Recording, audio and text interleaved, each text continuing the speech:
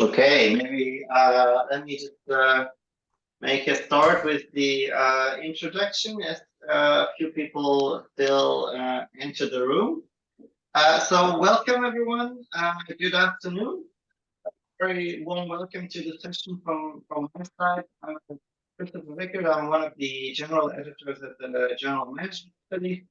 And today we have a JMS dialogue on prescriptive theorizing. So just for those who are here for the first time, we have these webinars or on our point-counterpoint. That is an article format where we try to grasp a major controversy in the field of management and organization studies, where there are truly kind of opposing views that perhaps contradict each other even, or where at least we want to hear different perspectives on the same phenomenon or theory. That's the idea of a JMS dialogue, and to debate them and invite readers to listen. And today is the dialogue on the topic of prescriptive theorizing for societal grant challenges. It's a point-counterpoint that we've recently published on our website. I will in fact post the links of the papers, which are on our website in the chat in a second.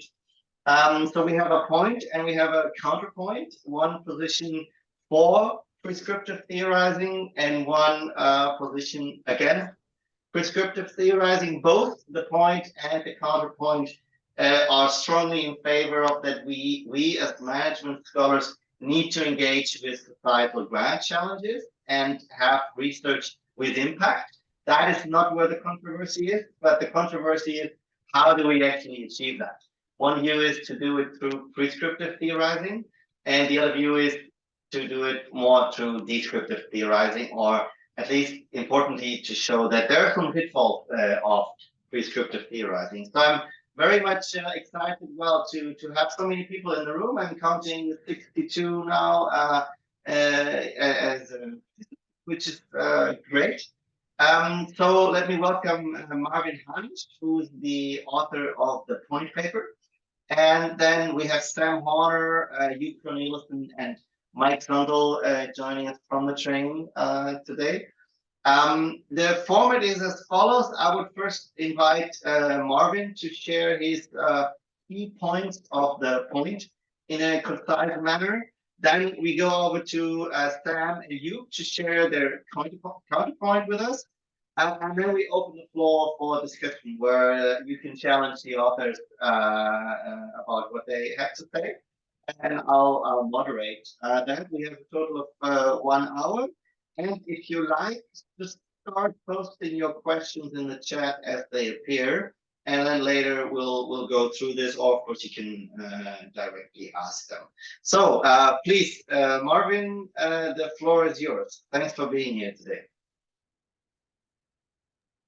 Thank you very much. It's a pleasure to be here, and I welcome this opportunity to engage in this point-counterpoint argument.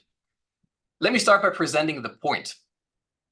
We're currently experiencing rapid and significant changes in our world. These transformations challenge some of our established behaviors. For example, as societies become increasingly diverse, there's mounting pressure for our leadership to reflect this diversity. For example, do we want our leadership to be composed primarily of older white men, as was the case with US Trump's COVID task force? Or do we want more diversity in terms of gender and ethnicity, as was the case with Obama's Ebola task force? Similarly, there's rising demand for resources, which often results in a disregard for the social practices related to their provenance. And these resources then end up in our products, our smartphones, or our cars. In view of this, how do we want corporations to manage their supply chains? Finally, with the proliferation of data and advanced algorithms, we must consider the ethical use of these technologies. On the right, you see how a Chinese AI company uses facial recognition at its headquarters. Just because such use may be feasible and permissible, is this how we want these technologies to be used? And is this how it should be used? Such tough questions call upon us to reflect on our related management theories and whether we do enough when we primarily describe and analyze the status quo. Prescriptive theorizing comes in handy when considering how to improve seemingly unfavorable practices.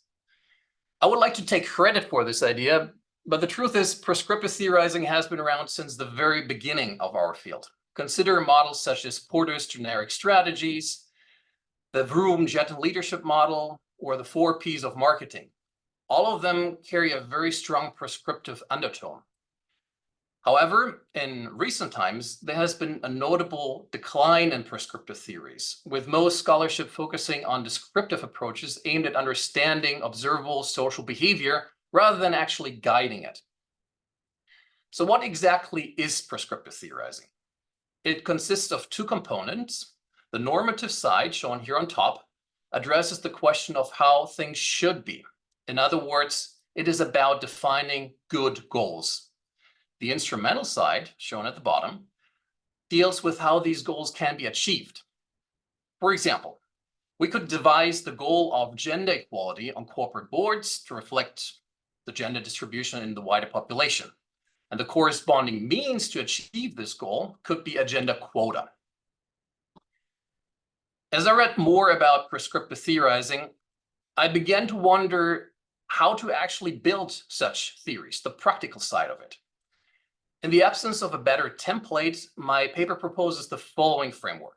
It starts with defining the desirable goal.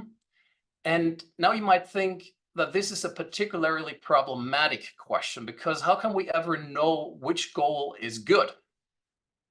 The answer is surprisingly naive. Any goal can in principle be proposed, and it is a matter of defending that choice. And to defend that choice, we can take inspiration from a very long-standing debate in moral philosophy on this topic. One approach is consensual reasoning, inspired by Habermas, where you try to justify a goal by its broader acceptance based on discourse analysis and weighing arguments for and against it. Another is consequential reasoning, inspired by Kant's writing, in which you try to assess the potential impact of generalizing a norm into a universal law. A third way is comparative reasoning, where you transfer desirable goals from one context to another and identify context dependencies. These 3 normative reasoning approaches can be used in isolation, but your choice typically becomes stronger when you combine all 3. In terms of instrumental theorizing, it begins either by considering existing tools and methods or by developing new solutions to problems, for example, by using techniques such as design thinking. From a theorizing perspective, it is important that tools meet 4 essential fit criteria. First, they must be effective, that is, they must work. Second, they must be efficient so that they do not waste resources. Third, they must be feasible, that is, they must be practical. And fourth, they must be proportionate, that is, they must not cause excessive harm. I do not claim that these reasoning approaches are exhaustive or the best ones, but at least they can be a good starting point for engaging in prescriptive theorizing. By its very nature, prescriptive theorizing is prone to certain risks and limitations, and I want to highlight some of the things that prescriptive theorizing can be mistaken for. First, it is not about preaching lofty and moralizing ideas, but about a reasoned approach to defensible norms and tools relevant to a particular discipline such as management practice. Second, it is not about grand designs, such as writing a communist manifesto, but rather about addressing well-defined, specific problems that require a change in social behavior to produce better results. This can be as simple as defining proper governance rules for corporate boards, defending the value of transparent supply chains, and the ethical use of AI for marketing purposes. Third, I do not advocate replacing descriptive theorizing to make sense of our world as is. This is very valuable, but rather leveraging prescriptive theorizing as a necessary complement to predominant descriptive theories to effectively theorize in a well-reasoned way about desirable and social norms and practices. Overall, we should be careful not to assume that our bookish intellect is all wisdom, but rather that we can use prescriptive theorizing to participate in the vital discourse on grand challenges that we're facing. Therefore, I would like to issue a call to action. If we solely rely on descriptive theorizing, we run the risk of relying on unjustified implicit norms such as efficiency and effectiveness, with limited possibility to challenge such norms and propose alternatives like organizational resilience. Since our theories and studies also interact with the practical world through our teaching and consulting, we want to make sure that our studies of the world as is do not entrench bad practices, which requires a positive idea of good practices. We need to know what a good practice looks like to be able to teach and consult that accordingly. Finally, studying management practices only retrospectively through descriptive theorizing may miss the opportunity to proactively change and shape management practices for the better. And that, of course, is the essence of an applied discipline like management. I want to conclude with some food for thought for future research leveraging prescriptive theorizing in 3 areas. First, the whole idea of governance, be it corporate governance or interorganizational governance, has strong normative and instrumental properties. Research in this area often makes implicit normative assumptions about good governance, such as transparency, effectiveness, legal compliance, responsibility, etc. I believe it would be useful to spell out and defend these desirable goals more explicitly and then devise strategies to achieve them, such as board independence and diversity, incentives, and specific contract design mechanisms. Second, when it comes to sustainability, we can question what it is that we want to sustain. For example, many corporations follow an approach where they advocate for the same level of consumption using fewer resources, which essentially boils down to a classic efficiency logic.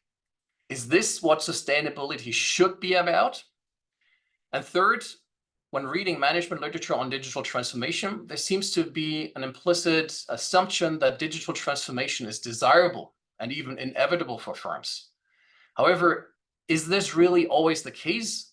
There have been many studies on, for example, the downside of social media for our mental health. And similarly, the question arises about what positive or desirable digital transformation means for firms and how it can be achieved. To conclude, prescriptive theorizing allows us to be more proactive in addressing such important questions and make meaningful contributions to tackling grand challenges. It also builds a useful bridge to management practice by providing a clear focus on what to do, how, and why. With these hopefully thought-provoking ideas, I would like to hand over to Joop and Sam for their counterpoint argument. Thank you very much, Marvin. So just share my screen. Everyone see that okay? So I'm going to thank you very much again for that concise summary of some very complex ideas, Marvin. I'm going to present our counterpoint. So it was co-authored by myself, Professor Joop Cornelissen at the University of Rotterdam, and Mike Sundell, who's also here at the University of Liverpool. Just to keep things fair, it's not a 3-on-1 debate. I'm going to present the counterpoint, but of course I'm going to invite Joop and Mike to intervene and participate in the discussion as well.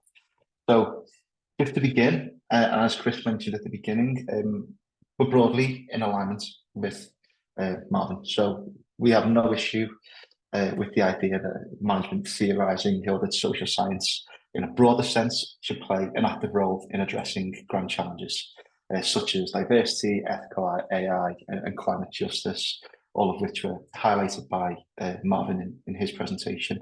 We also agree with Marvin in the sense that because management research is ostensibly an applied discipline, it reflects or presents fertile ground for what we might call solution-oriented social science, mainly because the products of our theorizing are often readily consumed in practice.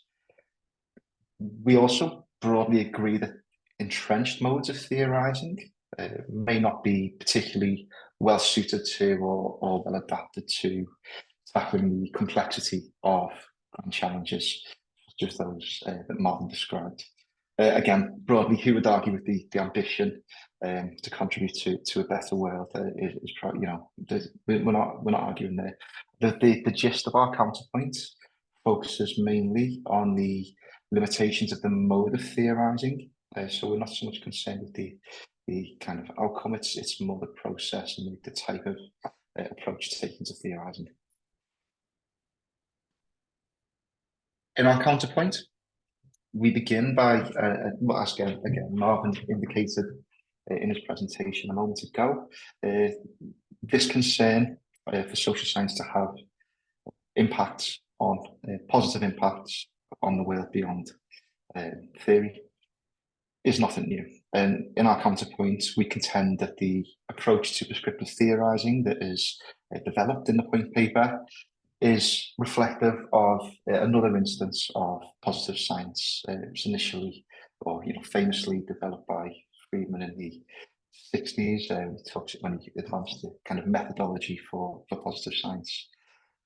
The focus, the reason we contend this is we say that in kind of positive science, the focus is on instrumentally identifying cause and effect behavioral relationships that allow researchers to make predictions about probable and desirable outcomes. So the key motivation of positive science is essentially to offer precise predictions about behavioral interventions and the efficacy of these interventions. And of course, this approach to social science has received, it is kind of received wide uptake. There are a number of instances where we can observe the enactment, the practical enactment of positive science. So if you look at, for example, the behavioural insights team in the UK that emerged out of David Cameron and George Osborne's ill-fated nudge unit. If you look at, for example, the use of behavioural insights to influence and direct social interactions on social media platforms, often with really adverse effects, as Martin suggests. These are all illustrations of the uses of positive science. Again, we kind of argue that the prescriptive approach that is advanced in the point essentially focuses on projecting antecedent conditions through the instrumental theorizing components of prescriptive theorizing that Marvin outlines, and also it's concerned with trying to predict how desired states can be realized through the normative theorizing components. Okay, so essentially what we kind of how we set up the counterpoint, we say that through reasoning and through thought experimentation, the basic premise is that we can obtain a sense of how phenomena behave under differently modeled conditions. And if we understand these, we can design and enact effective interventions. And this is what we say is reflective of positive science. There are a number of concerns that we have with this approach to social science. So one of the kind of concerns that we have, so the general models at the heart of theoretical prescription, we contend necessarily entail a compression of contextual nuance. So the ideographic and the particular experience of a given situation are squeezed out by formal and instrumental reasoning. These modes of reasoning typically foreground the characteristics or visible aspects of phenomena that we look for correspondences between. So we contend that when we formulate stylized prescriptions on the basis of such kind of formal instrumental reasoning, we run the risk of mistaking the map for the territory. That is, we run the risk of mistaking the abstract for the concrete. This is what Alfred Whitehead famously labelled the fallacy of misplaced concreteness. And again, I'm just mindful of time, we can suggest that there are a number of instances of a number of examples of the problems that we run into when we commit to this fallacy of misplaced concreteness. So one of the examples that we talk about in the counterpoint paper, for example, is if you look at the Paris agreements, again, that was reached through, we would assume, consensual and consequential reasoning, or at least these forms of reasoning will have played a part in the kind of establishment of the Paris agreements. The commitment to reduce emissions by road vehicles by up to 40% by 2030 is ostensibly a good goal. But when this kind of meets the world of practice, when it manifests in different policy interventions, we can see that it has a number of unforeseen consequences. It causes changes in consumer preferences as they're incentivized to move towards electric vehicles, and then this leads to increased demands for EU-sourced lithium, and essentially kind of has resulted in, changes in the use of land in rural Portugal, which was used for farming and ecotourism towards mining and prospecting. So again, there's a whole range of unforeseen circumstances that may play out when we mistake the abstract for the concrete. I think Chris also talked a little bit about this, or kind of connects to the notion of counter-performativity that was articulated in the editorial essay that brings these both together. There are a number of other examples that we could talk through, and but just for the sake of time, I'm going to move on. Another issue that we have with the approach to prescriptive theorizing that is advanced in the point essay is that because of the simplification that is involved in the development of propositions and in the development of cause-effect relationships, we often neglect the fact that in grand challenges, the actors involved, the goals, the preferences are continuously changing. And this is highlighted in a paper by Fabrizio Ferraro and colleagues in 2015, when they kind of highlight how through robust action, accomplishing consensus on goals is incredibly challenging. So in that piece on robust action, there's an application to move away from trying to establish consensus just because of how complicated this may be, towards a move to retaining or sustaining participation, sustaining engagement in grand challenges. So, one argument is that consensus may be much more difficult to accomplish in practice than is advocated in the point essay. I think there are also other issues with the pretense of knowledge. So, for example, in other disciplines, but also in behavioural strategy in particular, there are issues with replication. We know that the foundations of the types of claims that we want to make are not always necessarily robust. So there needs to be some mindfulness of the fact that the knowledge base upon which prescriptions are made may be fallible. And again, this is something that Hayek, this mistake in the abstract of the concrete, is something that Hayek acknowledges in his pretense of knowledge talk, where he talks about how the application of scientific rationality to complex social problems overlooks the importance of local knowledge, the particular details of time and place, the effect theories, and the preferences and constraints that remain invisible to experts. Just to conclude, to bring this to kind of end, we end up, I think, with a broad appeal. So you can see just from these three pieces of literature that we have on the slide here, types of concerns that we're currently dealing with are not new. And there are various other reflections that we might turn to. So one of which maybe if we take inspiration from James Scott, and he argues again, the types of prescriptions that he talks about are quite different from those that Martin advocates. He talks about kind of authoritarian, kind of centrally planned policy interventions. But one of the things that Scott advocates for in his book is a recovery of metas. So this kind of, we try to resist the temptation to subjugate metas, practical knowledge, for formal or abstract scientific knowledge. There's also developments in our field. So what would this entail? Practically, well, we'll move towards greater theoretical pluralism that has been advocated elsewhere by colleagues on this team. There may be also some value in admitting ignorance over problems. I think generally where we might like to, or where we would like to end up is we need to foreground experience. It's not quite clear to me still where the practitioners are in this mode of theorising, and what voices are reflected in this kind of abstract formal mode of theorising. And I think people like Scott, Jean Jacobs, and perhaps paradoxically Igor Ansov offer us some solutions in this regard. Okay, I'm just going to conclude the counterpoint presentation there, and then open the floor. I think Chris is going to talk about what synthesizes these 2 points.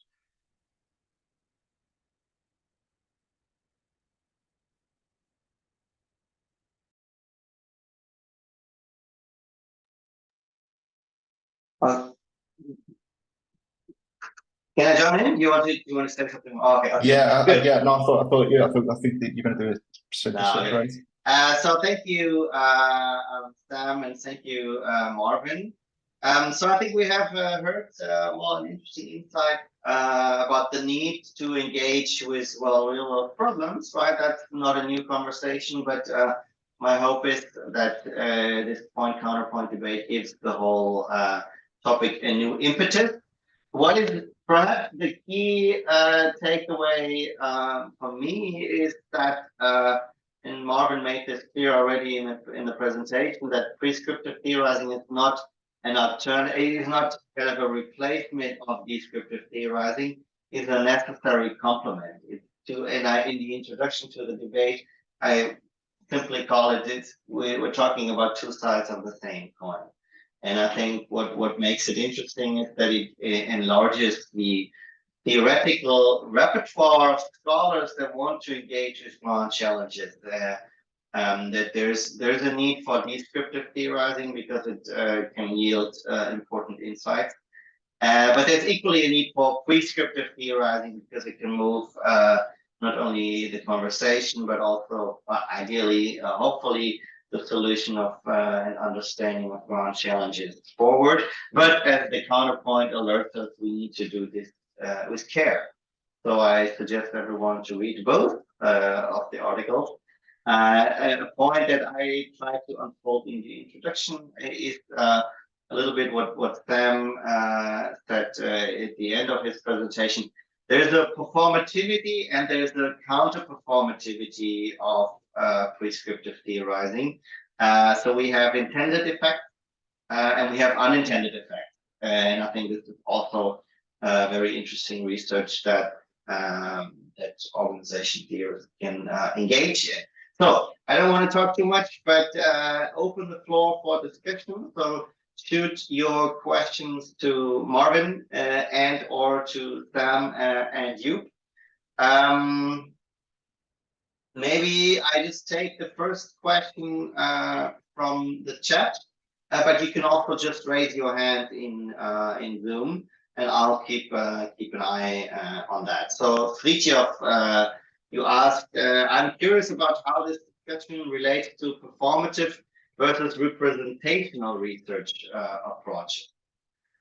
Marvin, Sam, you want to give an answer to this? Maybe Marvin starts if you want. Sam, join in if you have something to say for this. So please.